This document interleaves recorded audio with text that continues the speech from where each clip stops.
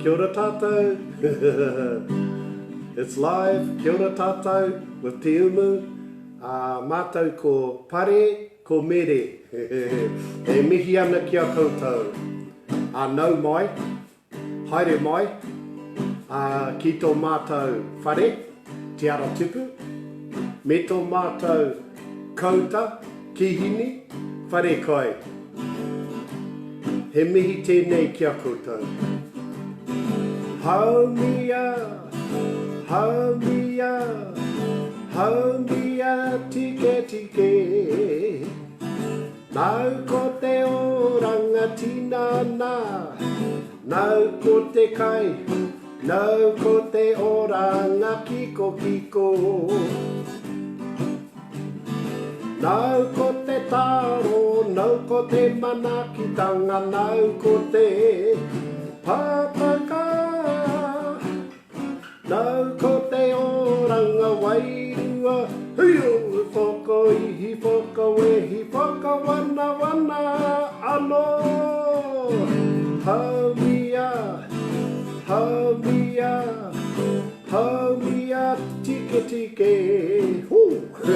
Nau ko te oranga tinana, nau ko te kai, nau ko te oranga kiko kiko. Nau ko te taro, nau ko te manakitanga, nau ko te PΑTAKA.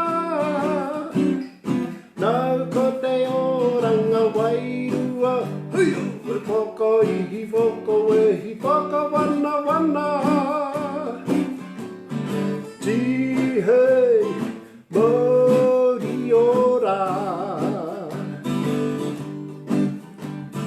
Tihei Mauri Ora. Whakaihi, whakawehi, whakawana wana. Tihei Mauri Ora. Haumia, haumia, haumia, tike tike. Nau ko te oranga tinana, nau ko te kai. Nau ko te oranga kiko kiko, nau ko te taro. Nau ko te manakitanga, nau ko te pātaka. Nau ko te oranga wairua. Whakaihi, whakawehi, whakawana tihei Mauri Ora. Kia ora koutou e te whānau. I think that's Māori for Tihei Mauri Ora or bon appetito. But that's our way of saying, yum yum, sounds good. Welcome all the kai. Waiata there by our kaiako back in the day, perenara te te we, at our kura, te reo mai oha e no taki. Nānā te kōrero, nānā te waiata, nānā ētahi o ngā akoranga, e whāngai ana ki a mātou ngā pia, o te wānanga e kai ngā kauana ki te ako I te reo Māori. So a big shout out to our kaiako and all our kaiako and kai āwhina who have shared with us over the years and now, and you know, inspired us to share and to share the joy, share the reo and share with others. So this is just a little live for our group, for our in-house group here, but also been sharing some of them out there to our whānau in Facebook and our YouTube whānau, just to share it wide, because it was given to us for free and we share it out as well. But tonight I'm just going to introduce a few little Kupu Hou for our new series of immersion for beginners, nice and easy. And tonight I'm going to introduce a few Kupu Hou. In our last bilingual series we used to use rākau. And the good thing about rākau is there's one word to learn, rākau. And then we'd add all the different colours. So that gave us a lot of variation in our kōrero, ho mai kia hau e toru o ngā rākau kōwhai, me tētahi o ngā rākau mā. And we could build sentence structures based on that. From those simple cuisinier rods, from the gentleman cuisinier back in the day who majored in mathematics, and teaming up with Caleb Gatingo, who special in linguistics and languages. So they got together, developed a method called the silent method back in the day. Our people, Katarina Mataira, Ngoingoi Pewhārangi, supported by many others, went over to Fiji to watch this guy teach these American Navy SEALs how to speak Fijian using this method of the ātarangi. And hence the rākau method back in the late 70s, and then the ātarangi method. And that's the overarching waiata and kōrero of the ātarangi.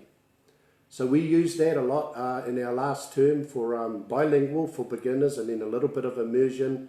But now we want to make it practical and applicable. Also, take it a step further to our mahi in the kāinga. So over the next few weeks, I'll be introducing some kupu hou, some basic kupu hou, just a few each week. And we'll remember our other simple words that we forget every day that really tidy up our sentences and our structures, and the importance of those simple little words like the e and the ki and the e and the e ana. But these main ones here, he, te, me, ngā. Try that. He, te, me, ngā. I like you guys to be very mindful of those few kupu because they're very important and they make a lot of difference to your structure, to your kōrero. And the e's and keys, they give you locations and time tenses, and kei, te pēhea koe, ānei, it gives you a lot. So anyway, he, te, me, ngā, never forget that when you're doing your sentence structures, and we'll introduce a little bit more further on in the week. But for today, we just want some kupu hou. So he, te, me, ngā. Cool. Don't wear them out, but practice over and over again. Cool. What I'd like to do, I might as well get straight into it now. I'm going to put this in here for my group, for our group, our online group, and we're having so much fun. I'm really enjoying the interactivity you guys are bringing to the classes, to our weekly classes. Also, for those who don't know, we have a free online whānanga that you can join. I will put a link here today, above or below this post, so you can jump on board, join in our fun global online whānanga. And I do say there, yes, it's free, but you do have to play. So unlike a Facebook page where you can just go in and sit there on your nono all day watching others and like or dislike or share, this is like any other whānanga. It's an opportunity to do some mahi. Do some mahi. Support others. You might be a bit whakamā to start, but get straight in there. Get straight in and we'll support you. But anyway, I'm going to try and do this, and I'm going to encourage my group in there to make a video a little bit like this one.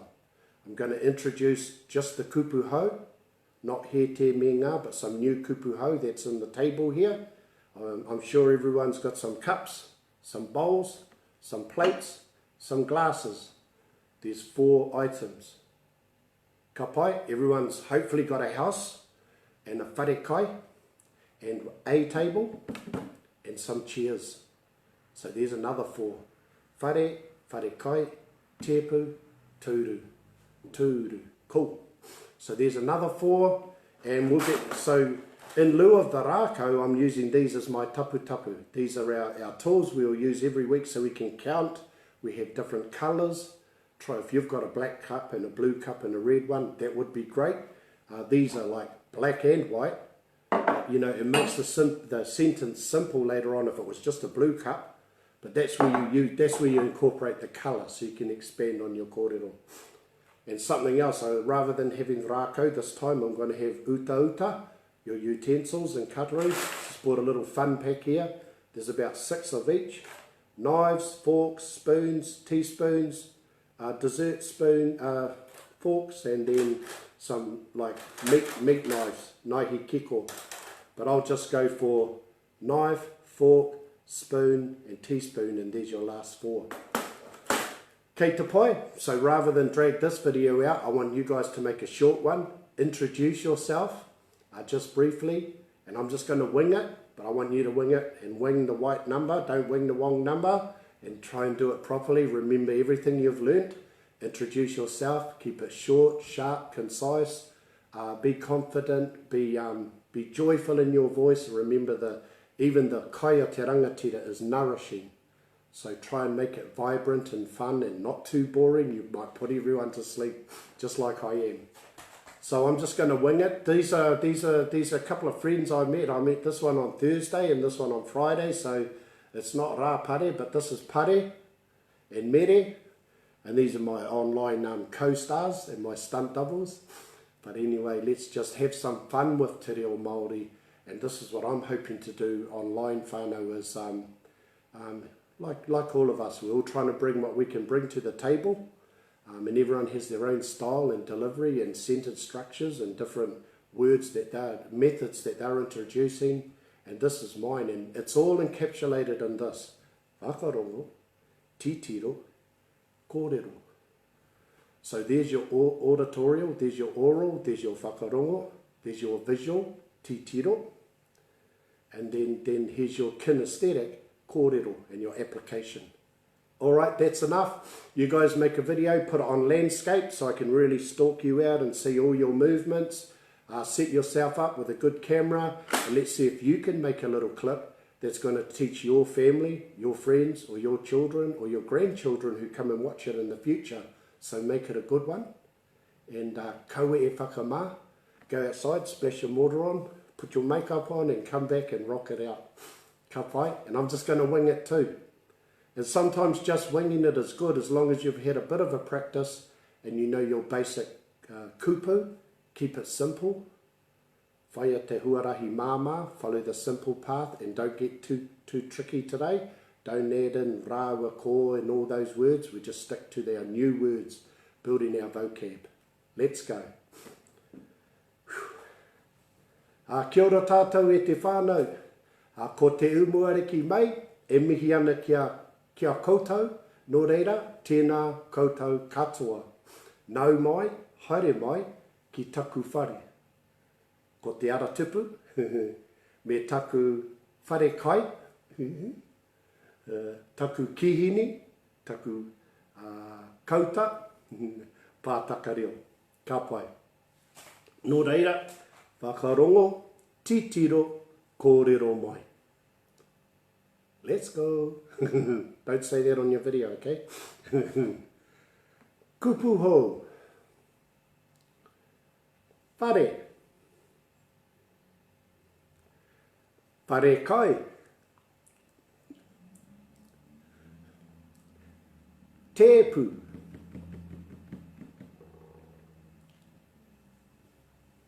Tūru. Anō. Whare. Whare kai. Tēpu. Tūru. Ka pai. Kupu Hou. Kapu. Sorry, I should have slowed down before so you can allow people time to do this. Oko. Remember, you're the kaiako now, you're kai āwhina. Oko. That's the one. Bowl, plates. Pereti. And keep it in te reo. Don't put English in. Karāhe. Ka whai. Anō. Kapu. Oko. Pereti. Karāhe. Ka whai. Ka whai. Whai. Whakamutunga. Utauta. Utensils or tools. Utauta. Get these from Briscoe's. They're like about 20 bucks, 30 bucks. There's 6 of each. Just saying. Don't put that in your video either. Maripi. Naihi. Maripi. Naihi. So make your video engaging and don't drag it out too long. Don't make it too boring. Maro. In your intonation in your voice. Tiro. Pauka.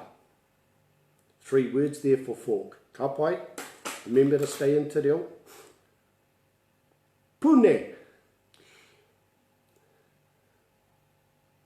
Kōkō.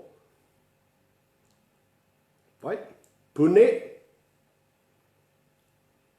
Kōkō. Kōkō iti. Kōkō iti. Nō reire te whānau Ānei ngā kupu hou mo te wiki tuatahi. Ānei tētahi kiwaha. Whakarongo. Kaitoa.